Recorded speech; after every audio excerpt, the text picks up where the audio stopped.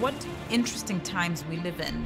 The leaders of the West are pushing massively against globalization. And at the same time, China has its president stand up and defend globalization. 我宣布，一带一路国际合作高峰论坛圆桌峰会开幕。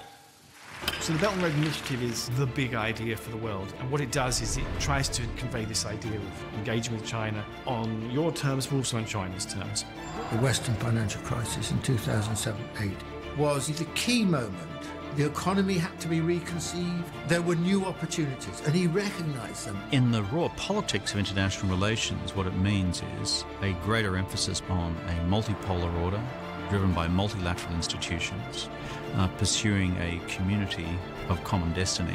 我们生活在同一个全球村，我们每一个国家都要承担一份责任。中国方案是构建人类命运共同体，实现共赢、共享。I'm Marianne O'Hotter. Some people are saying that the 21st century will be China's century, and I think that's absolutely right. My name is Danny Forster, and I've had the opportunity to travel all over China. Right now, they have a really active position on the world stage. So my question is, will this role produce more stability or more tension? I'm Dr. Jordan Nguyen. We're moving into a future where China is becoming more powerful. Oh, yeah! And people of my generation want to know what that world will look like. In this episode, we touch down on 4 continents to discover how Chinese investment and culture are changing lives, as China takes its place as a leading player on the world stage.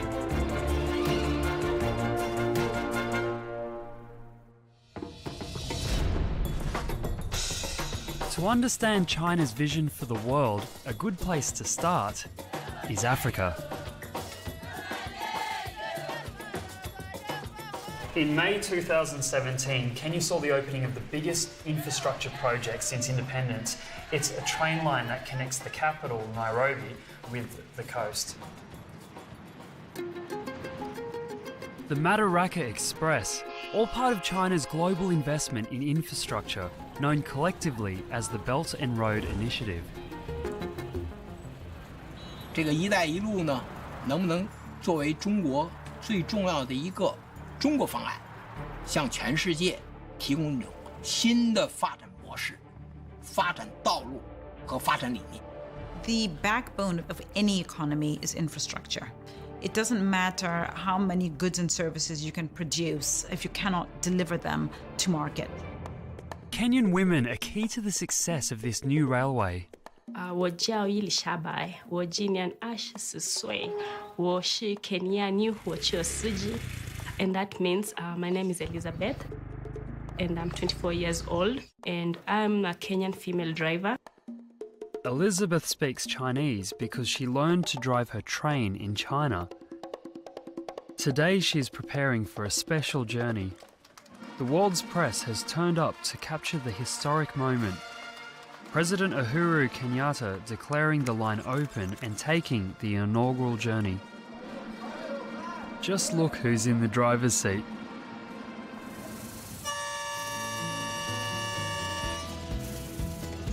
Before the Chinese came on board with the project, rail travel in Kenya had been way off track. The previous line, built over 100 years ago, was known locally as the Lunatic Express and was unable to meet the needs of modern Kenya. All attempts to make that railway commercial so that it can carry a lot of freight and also carry a lot of passengers has been unsuccessful. Solomon Una was an engineer on the old line for over 40 years. But he had a dream, a brand new line fit for the 21st century. There was just one problem: money. Finally, in 2014, President Xi Jinping offered a solution. A loan of 90% of the cost of the new railway, technical expertise and overseas training for Kenyans. For Elizabeth, a whole new chapter in her life began. We went for training in China. That was the first time I got hold of driving a train. It was really exciting because I thought this is something I didn't imagine myself doing. 一个国家发展，就是要对它的人力资本进行投资。我们帮助他们来进行人力资本投资。The investment in infrastructure in Kenya will expand into the interior is massively transformative for countries that need to trade. If they can use that capital to invest in a country that is 100% arable land or where they can easily grow crops, then they can say, we'll build the infrastructure, win for you, but in return, we need food. Can you export all your food to us? Win for us. Following the success of the president's opening, Nairobi to Mombasa has become a regular trip for Elizabeth. After turning on the locomotive, the journey starts.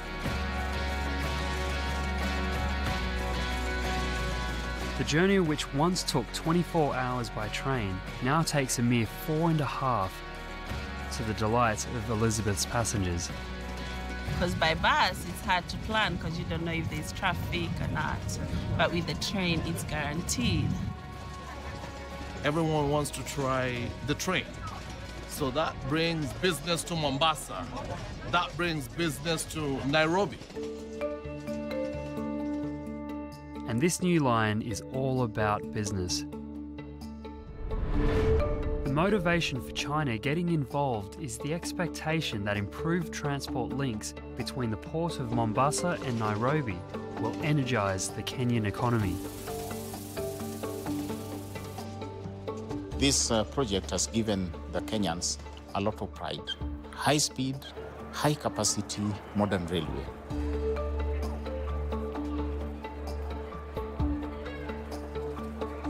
My hope for the future is to see a Kenya that is growing day by day. I feel like I have empowered so many women out there. I really like my job. The core idea is to improve infrastructure in developing countries, and it leverages to a large extent China's experience in infrastructure, whether it's trains or roads or airports. The reality is China is doing what it's doing in Africa across the world. They're doing it in the United States, they're investing in Canada, in United Kingdom. They are massive investors in South America, in Asia, in Europe. The Belt and Road Initiative is China's idea to relink Africa and Europe with Asia via new infrastructure. And it isn't only about developing countries. Anybody can get involved.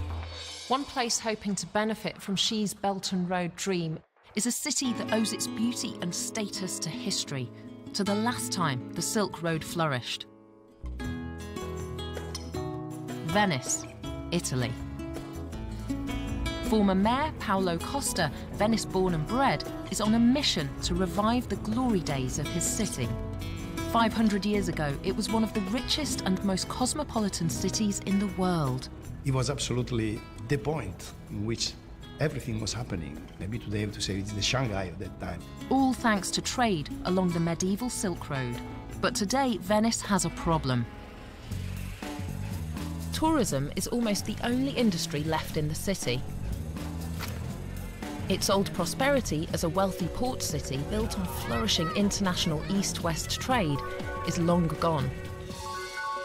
我们要对接所有国家的发展的战略，我们这是使亚洲地区、非洲地区复兴，也要使欧洲地区进一步的复兴。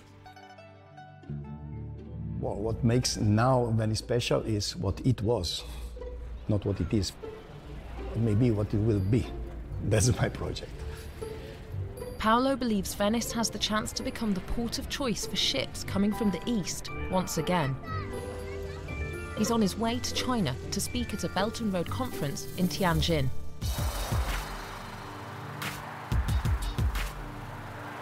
Belt and Road projects are already under construction.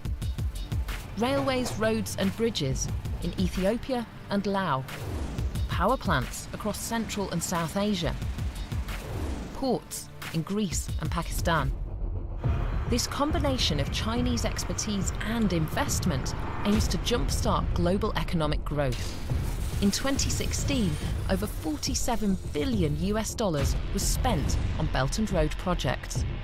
When you read the literature on One Belt, One Road, the underlying thematic is win-win.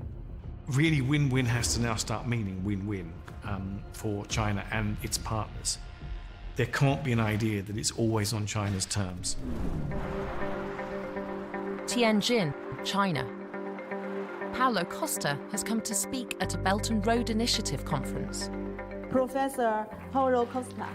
When I was a child, I was told the wealth of my city came exactly from the Silk Road. 它一带一路不是 not a plan, but China initiative. 它 initiative 倡议就是说我倡议，你也来加入。Paulo's project to revive Venice's fortunes is cutting edge. Thank you, Mr. Costa. The idea is to build a deep-water container port 8 kilometres offshore that will bring vital new business and jobs to Venice without damaging the ancient city.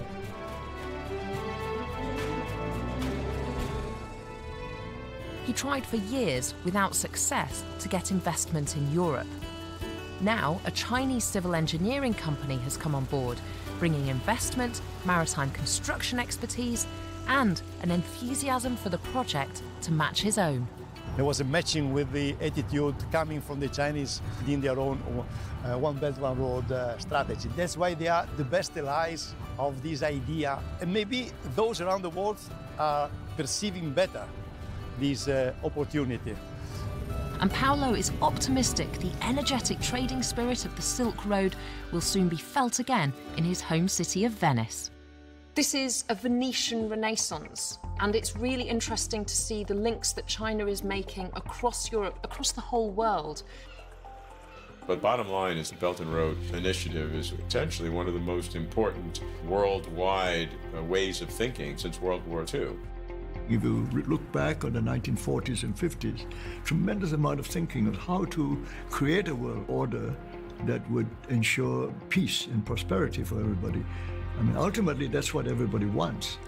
我们要将“一带一路”建成繁荣之路，发展是解决一切问题的总钥匙。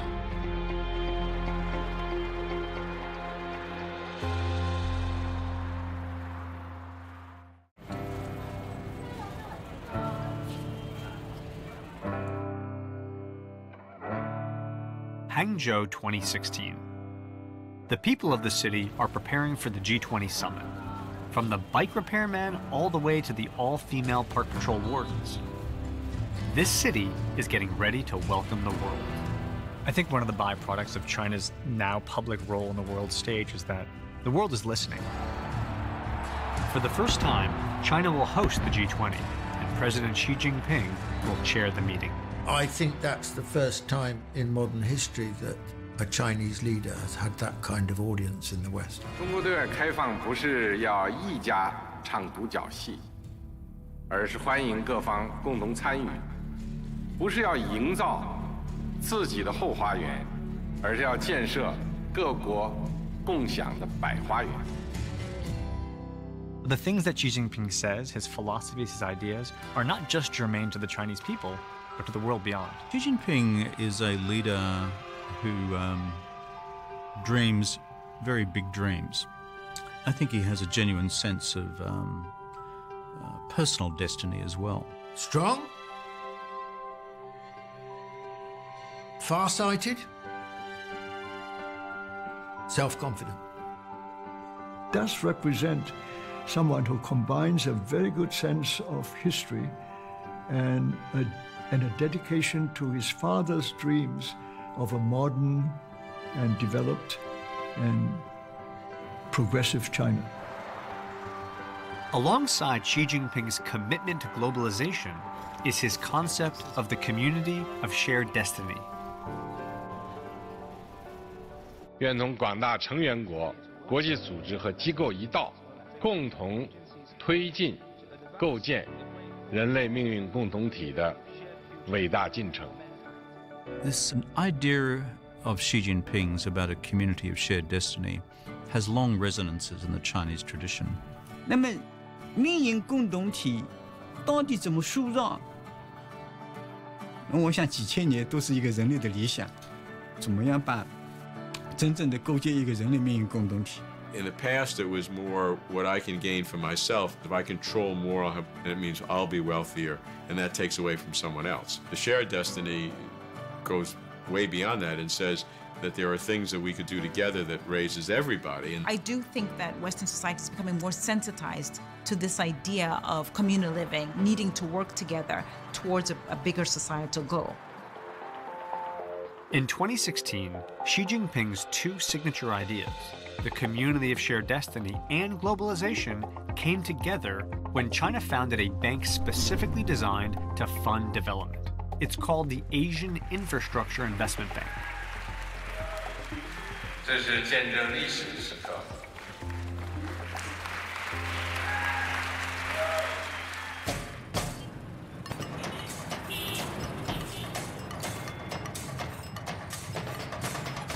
Think about infrastructure in very big terms, railways and airports and so forth, but we don't often think about bottom-up development, and it's also really, really critical. One of the AIIB's first loans was to help improve hundreds of poor Indonesian neighborhoods. Upgrading a slum in Indonesia might seem like a really small project, but the economic implication can be huge. Meet Sumono. He's an ampo maker, a healer of sorts. He makes a type of traditional Javanese herbal remedy. Dan saya sehari-hari di Yogyakarta, pekerjaan saya bikin ampo dari tanah liat. Potential benefit is addressing world imbalance and giving developing countries the tools to build themselves, and that makes it sustainable. Locals chew ampo to aid digestion. For this, he needs clean sand. However, when the local river was polluted, Sumono could not work. 另外来看呢，就是我们创新融资手段，比如建立亚投行，实行长期对基础设施的贷款、低息了，还有其他的一些手段，能够进行融资。Ashrodiono works for the Indonesian City Without Slums project. His team have upgraded the sewage waste and drainage systems, improved roads, and developed green areas. Fasilitas-fasilitas yang memang itu sangat dibutuhkan oleh masyarakat, yang tadinya memang masyarakat tidak pernah bermimpi akan seperti ini hasilnya. Untuk kegiatan-kegiatan yang kita lakukan, memang tidak hanya fokus pada infrastruktur, tapi juga pada pengembangan kapasitas masyarakat. Clean and accessible waterways means Sumono has been able to return to work as a healer. And life for everyone in the community has improved. Kalau sore buat main anak-anak, dan sekarang bersih lah, sangat bagus. The project's reach extends to 154 cities in Indonesia and will benefit nearly 8 million people. That kind of local, community-based domestic dignity has a huge impact in the economic development for this town and neighborhoods just like it. 56 countries have now joined the AIIB, and they've invested a whopping $3 billion in development projects across Asia, Europe, and the Middle East.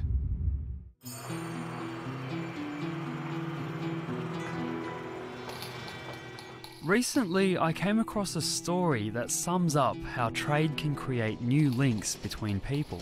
It's all about a freight line that now links Western Europe with China.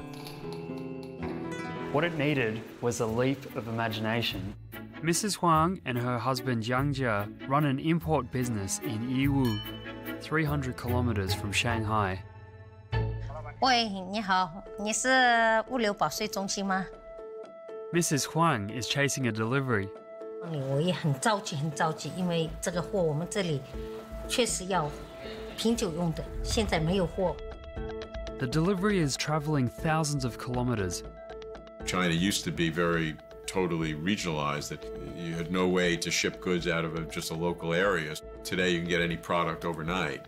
And to bring that to the world in terms of logistics will be an enormous way to benefit the world. And it's about connectivity. It's about creating connectivity in terms of internet, logistics, people-to-people, cultural links, trying to kind of create people's interest in engaging with China who have never thought of it before. Wine, it's my life, but it's not just a drink, it's really a lifestyle and a passion that you can share to everybody.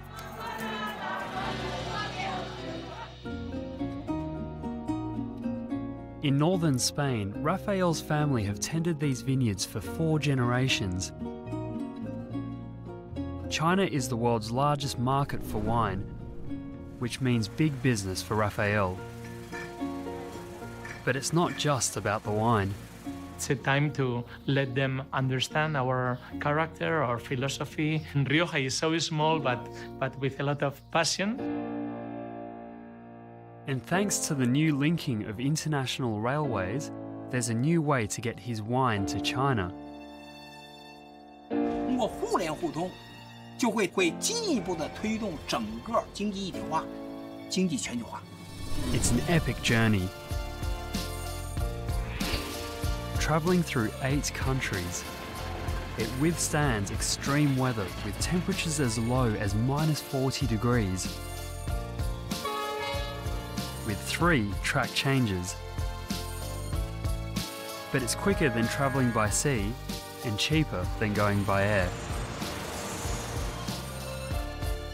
Arriving at its destination around 21 days later.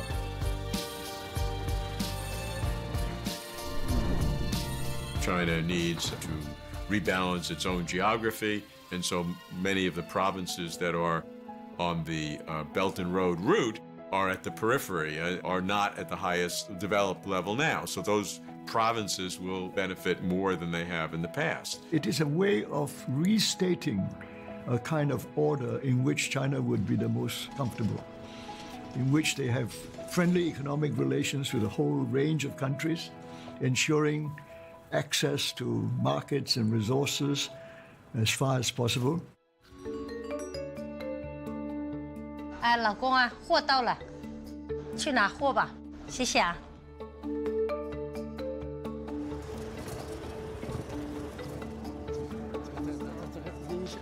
It's just in time for her tasting.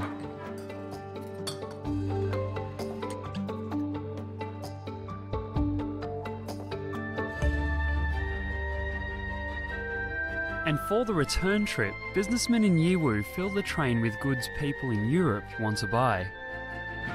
This newly linked up international trading connection is offering new opportunities for businesses in Western Europe to export to China, something they never previously thought about.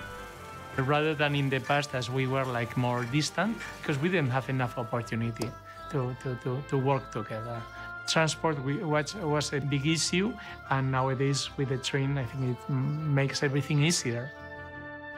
我们这个酒的文化从西班牙进过来，进到中国来。 It seems that transport links are more than just about trade. It's an opportunity to share cultures. 干杯！Salud! What it is making sure that the world sees China as a partner. It doesn't see it as a threat. 实际上，丝绸之路本身就是一个文化交流之路，是文化互鉴之路，也是文化我们说的分享之路。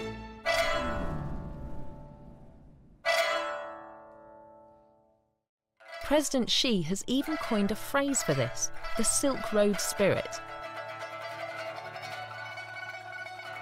It's the inspiring idea that when people from different cultures come together, they can create something great. World-class pipa player Wu Man has come to New Haven to collaborate with award-winning American string quartet, the Miro Quartet.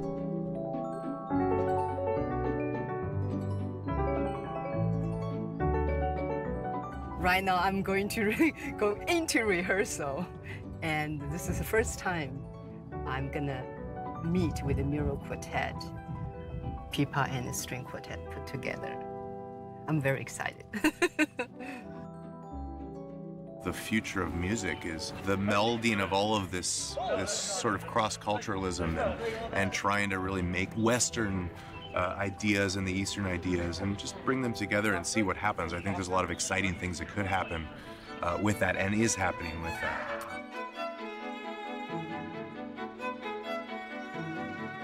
The piece, Gardenia, has been specially written for their collaboration by Chinese composer Ye Xiaogang. 我不久前写过一个栀子花，栀子花其实是岳阳的诗花，它有一个调了啊，所以这些调呢都被我写到音乐里去了。那么这个东西当和西方的乐器一结合，和西方的音乐文化一结合，产生了一种很独特的，在东方和西方文化之上的一种新的一个文化。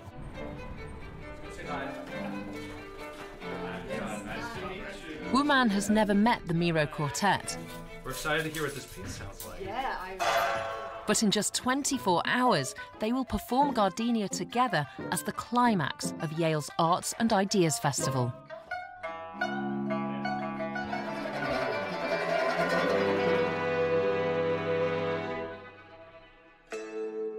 Cultural exchange is so important because it reminds us to be proud of our own cultural traditions. It also reminds us of the common ground that we all share.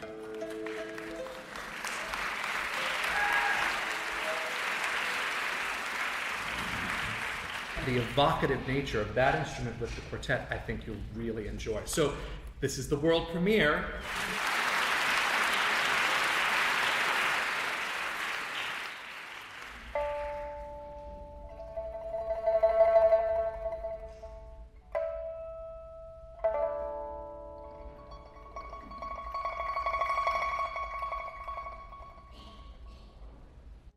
这就从中国之梦变成世界之梦。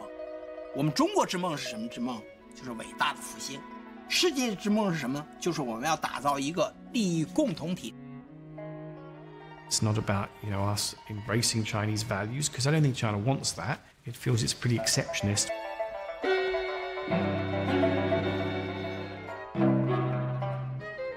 The other influence which people are really thought about is cultural.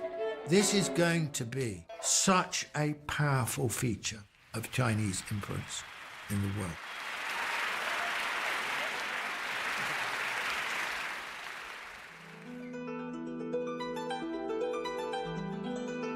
Traditional Chinese medicine student Xie Miaoyang and her classmates are rehearsing a dance that tells the story of TCM.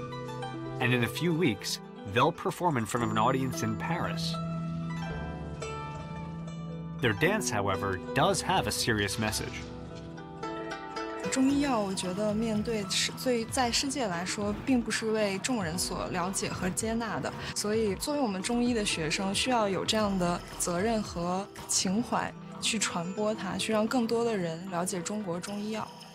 以便并论。Today, students arrive from all over the world to study TCM,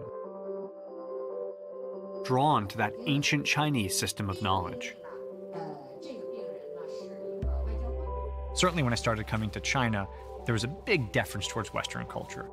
But increasingly there's a kind of modest enthusiasm about Chinese culture, not just what's happening within China, but also sharing it with the rest of the world. American student Stephen Wang came to Beijing to train in traditional Chinese medicine after he was treated with TCM back in America. If you're studying with the best Chinese doctors in China, you're kind of studying with the best Chinese doctors in the world. When I was a kid growing up in New York, if you felt sick, you went to the doctor, and he probably gave you a pill, and you probably did feel better ultimately. But today, things have changed. You will actually have a legitimate conversation about pairing Western and Eastern medical methodologies, and that's a big change. Stephen is in his final year of his studies, and today, he's treating a patient. To alleviate her condition, Stephen is going to perform acupuncture. This is used to release the flow of energy known as qi. Practitioners believe that qi travels throughout the body on different paths, meeting at the top of the head. When you said Chinese culture, they meant traditional Chinese culture. And that was by definition unmodernized. But as a country develops, it then begins to rediscover itself. modern China somehow should be built on top of your heritage, but drawing the wisdom of the past into the future. Obviously, I think good Western medicine and good Chinese medicine are both just seeking for efficacy. A knowledge of TCM also proved the secret to finding a new, successful treatment for malaria. Inspired by an ancient TCM remedy, Chinese chemist Tu Youyou found that the Artemisia plant is effective against malaria.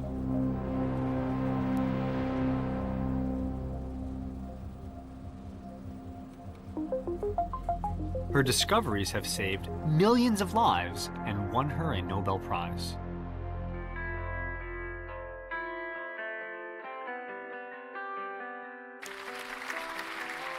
The real source of wealth in the world is the creation of knowledge. And so the more knowledge is spread, the more everybody benefits, because knowledge multiplies. No, I think that the Chinese do now, or are developing a vision for the world.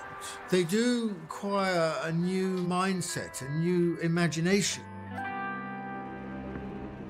With this new mindset comes a confidence to share not only China's ancient wisdom, but also knowledge hard-won in today's world, including a deeper understanding of our relationship with the environment.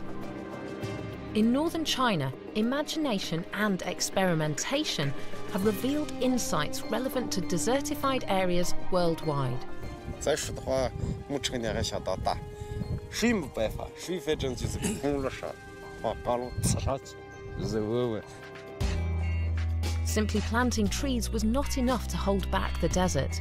Through years of trial and error, local people have found out exactly how to revive this environment. China really will be the leader, I believe, in terms of setting the agenda for the environmental aspects, not just at home, but also abroad. And we know that they're using a lot of innovation in that respect. Now, 1/3 of this area is green with trees, and delegations from as far away as Pakistan and Saudi Arabia have come to discover the lessons learnt in Kubuchi. Protecting the environment is probably the single biggest issue that is facing our generation. In December 2015, in a historic moment, China and the United States led over 190 countries to commit to action on climate change under the United Nations Paris Climate Agreement.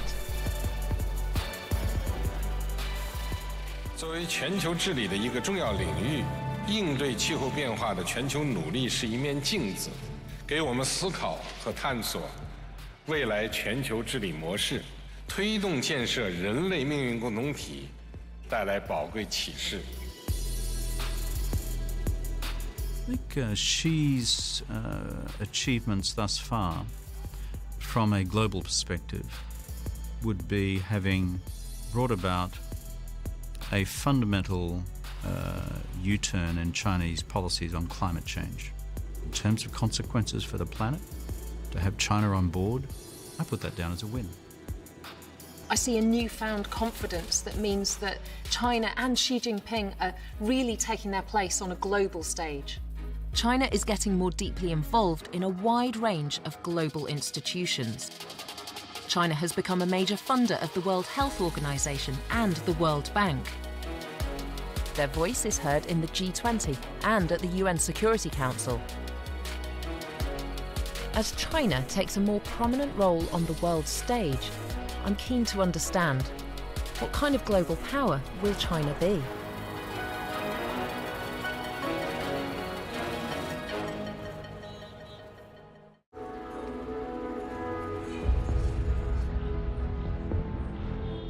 In 2014, the Ebola crisis had a major impact on Western Africa. China sent medical personnel to help the victims, as well as disease prevention specialists to try and stop the outbreak. This was a first in China, the very first time that they sent aid to a foreign country in response to a health crisis. We'll fight Ebola together! By 2016, China had sent medical aid to 69 countries, including 600,000 medical personnel at a cost of 60 billion US dollars. Dr. Lilian was trained in China as part of this aid program. Now she's back in Rwanda working alongside her Chinese mentor, Dr. Liu. I really wanted to go to China because I had Chinese, they do work very hard and they are developing very fast. So I thought maybe there's something I can learn from them. 天津分号学的，他现在基本上产科门诊见，基本上除了就普通的没有特别大的异常的，就差不多了。Today, they're operating on a young woman pregnant with twins.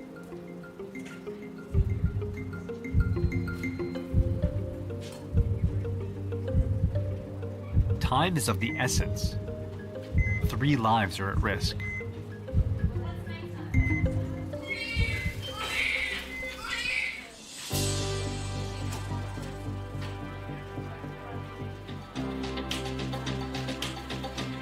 Nobody wants to feel like they're the object of charity. But if you give me a tool that I can build my own house or do something myself or educate me, then I feel good and I appreciate it. Their notion of community and a shared destiny doesn't stop at my Chinese neighbor or the Chinese society. They're very much pushing this idea as a global frame for the way in which the world should engage, one in which we should care about what's happening in countries elsewhere. Angkor is a world-famous archaeological site in Cambodia, and a place with such importance for human history, for understanding civilization and where we've come from, isn't just the responsibility of Cambodia, it's a global responsibility. Liu Yuanda is one of many Chinese conservation specialists who've taken up this challenge of helping preserve our shared global cultural heritage. 当时我很小的时候，我们在上小学的时候吧，我记得是，那个时候老师讲的一些世界的几大奇迹，我记得其中之一有一个就是柬埔寨的吴哥窟。Sites like Angkor need to be protected, and the way to do that is through international collaboration. Local man Nuth Piong is part of the conservation team. "我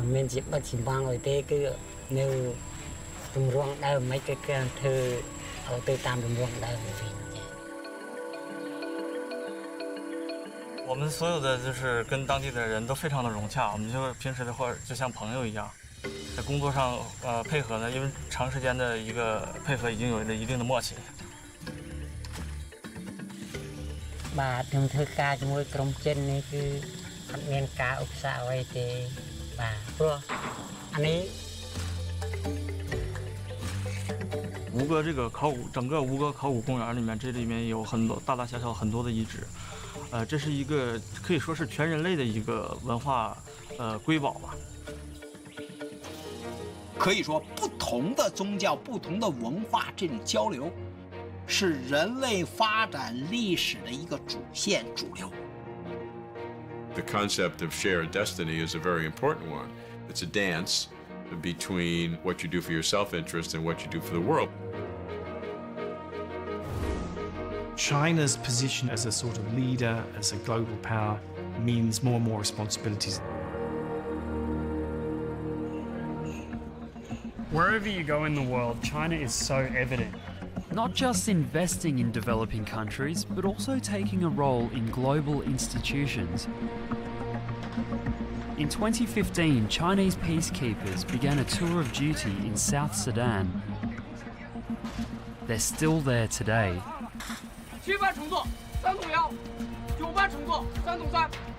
One of the world's poorest countries, civil war broke out here shortly after independence. The peacekeepers' job is to protect the civilian population against attacks by rival militias. Out on patrol through the bush, they must always be on alert for attack. This is the UN camp.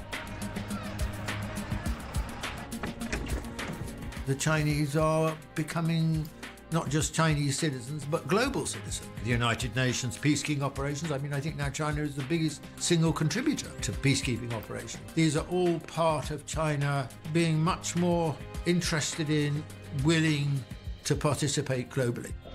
After years of war, basic services have broken down. 7 million people in South Sudan are in need of emergency aid. The peacekeepers go into local villages to give vital medical treatment. Okay, good. And then I think headache. During this tour of duty in South Sudan, 2 Chinese soldiers were killed. They were among 35,000 Chinese men and women who've served the United Nations as blue helmets.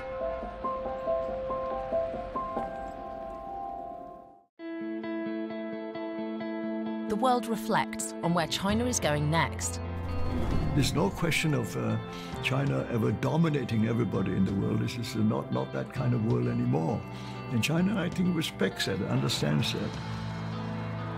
We are all going to have to learn something from the Chinese state, because the rise of China sets a new bar. This is a time in geopolitical events that we haven't seen in a very long time. China's going to take a new place in the world. The One Belt, One Road initiative is one of these incredibly transformative ideas. On paper, it's genius. How this grand experiment turns out, I don't know. But you've got to say, no one's tried anything like this. It's not for a few years. This will take a century or more to really fully implement. It's something that the world needs, and it's part of a collective world way of thinking. It's a new way of thinking. At the heart of today's China stands President Xi. 他是一种改组改为的领导人。He dares to make a decision. And now, not only have they stood up, but they're standing proud. That's at the heart of Xi Jinping's emotional message. China, which is strong enough, powerful enough, never to feel fearful for its future sovereignty. China taking a much bolder place in the councils of the region and the world. 愿同广大成员国、国际组织和机构一道，共同推进、构建人类命运共同体的伟大进程。